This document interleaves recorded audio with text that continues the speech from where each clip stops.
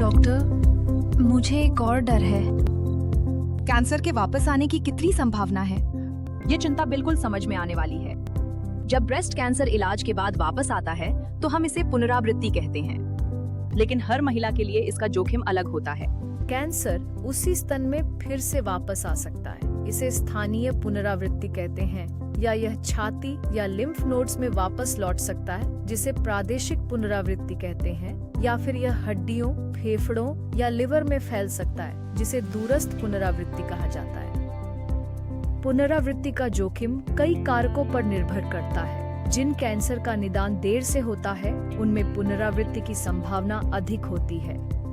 कुछ प्रकार के कैंसर अधिक तेजी से बढ़ते हैं और उनके कारण जोखिम भी अधिक होता है। हार्मोन पॉजिटिव कैंसर की कभी-कभी बाद के समय में पुनरावृत्ति हो सकती है, विशेष रूप से यदि हार्मोन थेरेपी बहुत जल्दी बंद कर दी जाए। निदान के बाद के पहले 5 वर्षों में पुनरावृत्ति का जोखिम आमतौर पर सबसे अधिक होता है। इसीलिए नियमित फॉलोअप विजिट, मैमोग्राम और स्कैन बहुत महत्वपूर्ण है।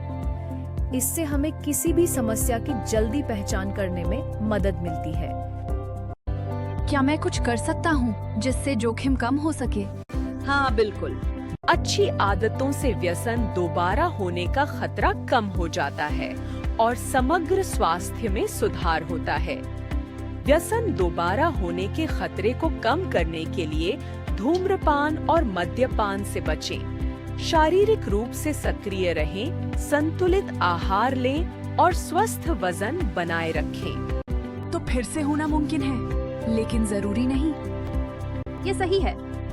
कई महिलाओं को कभी भी पुनरावृत्ति का सामना नहीं करना पड़ता और वे इलाज के बाद लंबा और स्वस्थ जीवन जीती हैं।